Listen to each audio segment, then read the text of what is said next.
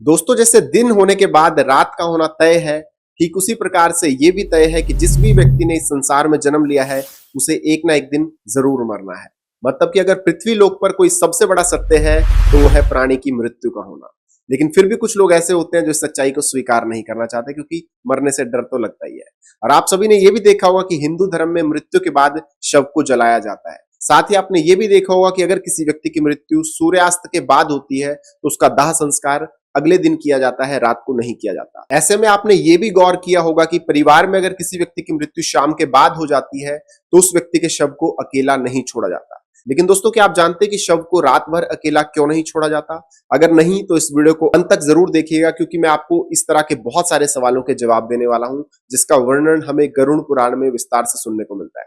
तो चलिए बिना किसी देरी के गरुड़ पुराण की इन सब बातों को जानते हैं। तो स्वागत है आपका ज्ञान की श्वास पर। तो दोस्तों, हमारे धर्म में मृत्यु के बाद शव को अकेला क्यों नहीं छोड़ा जाता, ये बताने से पहले मैं आपको ये बता दूं कि कब और किन सिचुएशंस में शव का अंतिम संस्कार रात को नहीं किया जाता या कुछ समय के लिए टाल दिया जाता है। तो दोस्तों, हिंदू धर्म में अगर किसी व्यक्ति की मृत्यु सूर्यास्त के बाद होती है, तो उसके शव को रात भर घर पर ही रखा जाता है और फिर अगले दिन उस व्यक्ति का दाह संस्कार किया जाता है। इसके अलावा अगर किसी व्यक्ति की मृत्यु पंचक समय में होती है, तो उसके शव को भी कुछ समय के लिए घर पर ही रखा जाता है और जब पंचक काल समाप्त हो जाता है, उसके बाद ही उसका दाह संस्कार किया जाता है।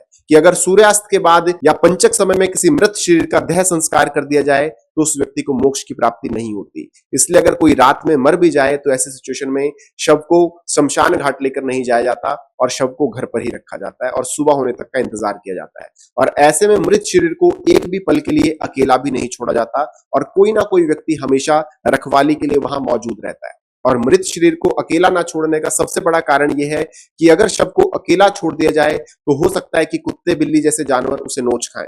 और गरुड़ पुराण की माने तो ऐसे में मृत आत्मा को यमलोक के मार्ग पर भी ऐसी ही यातनाएं सहनी पड़ती हैं, इसलिए अकेला नहीं छोड़ा जाता। साथ ही ऐसा भी माना जाता है कि अगर शव को अकेला छोड़ दिया जाए, तो इससे स्मेल आने लगती है और ऐसे में यह जरूरी हो जाता है कि वहां कोई ना कोई व्यक्ति बैठा रहे और धूप या अगरबत्ती शव के चारों तरफ जलाता रहे, ताकि उससे आने वाली दुर्गंध चारों तरफ ना फैले।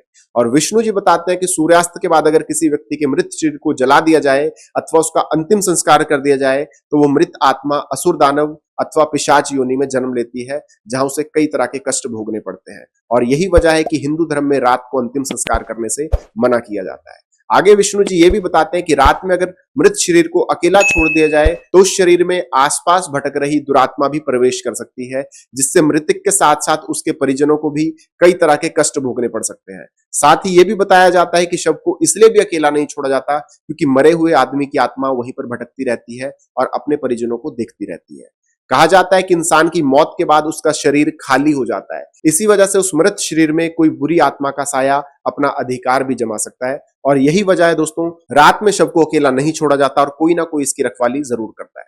तो दोस्तों, आपका इस बारे में क्या कहना है? आप इस बारे में क्या सोचते हैं? नीचे कमेंट्स में हमें जरूर बताएं। साथ ही अगर आपको गरुड़ पुराण की ये बात पसंद आई तो वीडियो को लाइक करें और ज्यादा से ज्यादा शेयर करें, ताकि ये ज्ञान औरों तक भी पहुंच सके। और आप हमारे चैनल पर अगर नए हैं, तो ऐसे ही और आध्यात्मिक और पौराणिक कथाओं की जानकारी के लिए हमारे चैनल ज्ञान की श्वास को सब्सक्राइब जरूर कर लें और साथ में बेल आइकन भी जरूर प्रेस कर लें, ताकि आपसे हमारी कोई भी वीडियो मिस ना हो। तो आज की वीडियो में इतना ही। जल्द मिलेंगे एक और नई वीडियो के साथ। तब तक के लिए जय श्री कृष्णा।